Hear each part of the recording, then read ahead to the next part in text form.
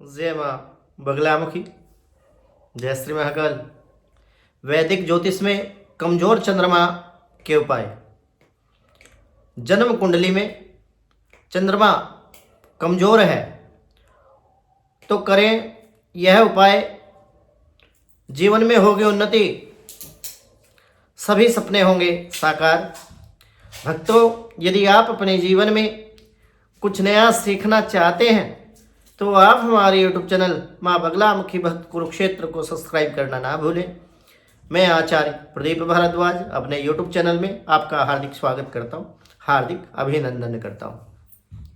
भक्तों, मैं आशा करता हूँ कि आप सभी स्वस्थ होंगे, मस्त होंगे। माँ बगलामुखी की कृपा सदा सदैव के लिए आप पर बनी रही, ऐसी मैं माँ बगलामुखी से कामना करता हूँ।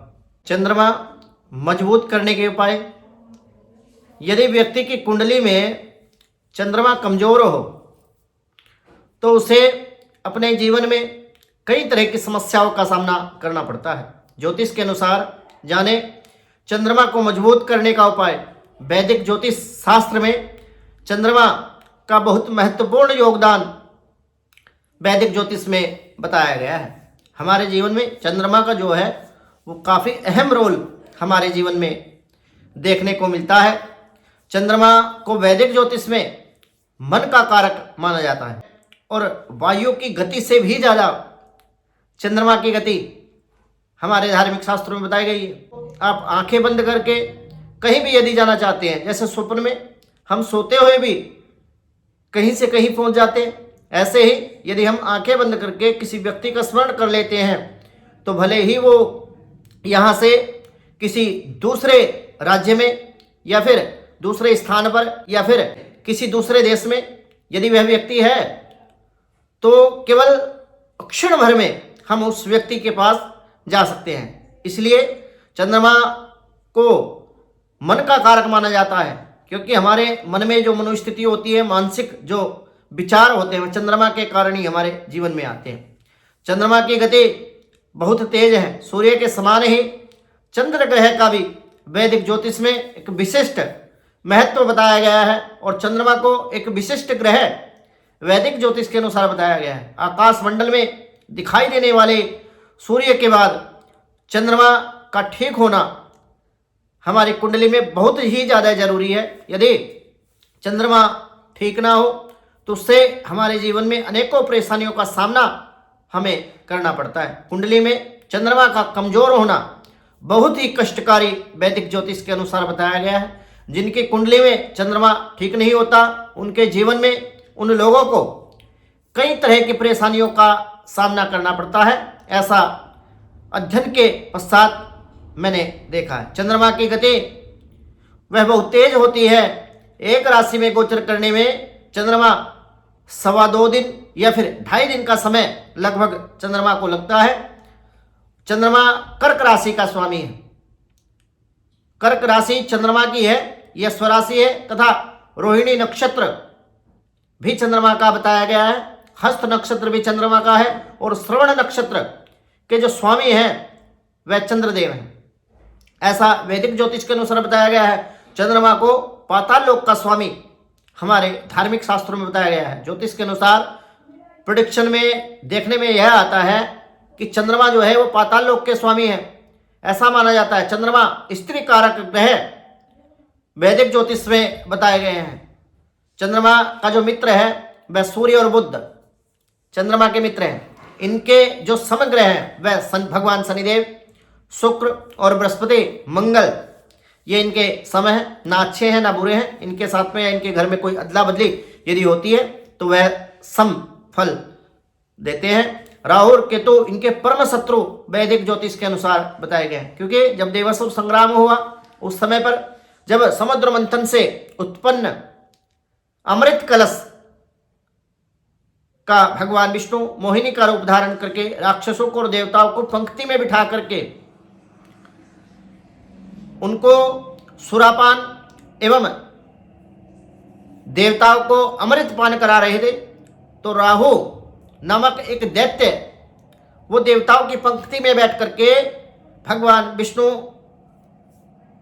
के द्वारा उनको गलती से अमृत का पान कर लिया और चंद्रमा ने इस विषय पर ध्यान देते हुए भगवान विष्णु को यह बात और देवताओं को यह बात बताई, तब भगवान विष्णु ने अपने सुदर्शन चक्र से उस राहु नामक राक्षस का सर धड़ से अलग कर दिया। इसलिए राहु और केतु जो वैदिक ज्योतिष के अनुसार बताए गए ये छाया ग्रह हैं, और छाया ग्रह होने के कारण एक धड़ है और एक मुंड है, मतलब गर्दन के ऊपर का हिस्सा जो है ये दो ग्रह राहु और केतु है। इसलिए राहु और केतु चंद्रदेव के परम शत्रु वैदिक ज्योतिष के अनुसार बताए गए। उसका जो मुख्य कारण है वह ये है कि चंद्रमा ने ही राहु और केतु की पहचान करके देवताओं को ये सूचना दी कि हमारे बीच में एक राक्षस ने भी अमृत पान कर लिया। अमृत प्राप्त करने के लिए राहु नामक दैत्य ने अमृत पान कर लिया था, इसलिए ये चंद्रमा के परम शत्रु वैदिक ज्योतिष के अनुसार बताए जाते हैं। चंद्रमा की उच्च राशि वृषभ है, चंद्रमा वृषभ राशि में उच्च के होते हैं, ऐसा वैदिक ज्योतिष के अनुसार बताया जाता है। और वृश्चिक राशि में चंद्रमा को नीच का माना जाता है, ये नीच का प्रभाव देते हैं। यह कुंडली के चौथे भाव के स्वामी ग्रह बताए गए हैं। चंद्रमा किस तरह का ग्रह है, सौम्य है, उग्र है, या फिर कैसा स्वभाव चंद्रमा का है। भक्तों, चंद्रदेव को शीतल एवं शांत ग्रह के रूप में देखा जाता है, इसलिए इसे मन का कारक भी कहा जाता है। इसमें मातृत्व तथा प्रेम, प्यार को समझने की शक्ति, देखरेख का दायित्व चंद्रदेव करते हैं। यह कफकारी एवं वायु विकार ग्रह माना जाता है। व्यक्ति की कुंडली में चंद्रमा कमजोर होने पर क्या उसके साथ में घटित होता है और कैसे समस्याओं का सामना व्यक्ति को अपने जीवन में करना होता है। चंद्रदेव का कमजोर होने पर व्यक्ति मानसिक रूप से बहुत ही कमजोर हो जाता है। वह बात बात पर इमोशनल होने की स्थिति उसके मन में आती रहती है, इमोशनल काफ़ी हो जाता है और मानसिक रूप से वह परेशान होता है। गलत भावना एवं निर्णय ले लेता है व्यक्ति। ऐसी स्थिति में जब चंद्रमा कमजोर होता है उसके अंदर गलत भावना उत्पन्न हो जाती है और निर्णय लेने की जो बौद्धिक क्षमता होती है वह काफ़ी क्षीण हो जाती है, जिसके कारण कई बार उसे उसके जीवन में तकलीफों का सामना करना पड़ता है। तीसरे नंबर पर स्वास्थ्य ठीक नहीं रहता, स्वास्थ्य भी प्रभावित होता रहता है। मानसिक रूप से परेशान एवं बीमार व्यक्ति महसूस करता है। कई बार तो व्यक्ति को चंद्रमा ज़्यादा कमजोर यदि है तो नींद कम आने लगती है, अस्थमा, जुखाम, जल भय आदि समस्याएं उसके साथ बनी रहती है। और कई बार तो व्यक्ति अपनी मानसिक स्थिति से कमजोर होने के कारण आत्महत्या जैसे विचार भी उसके मन में आने लगते हैं, या फिर आत्महत्या करने की कोशिश भी व्यक्ति करता है।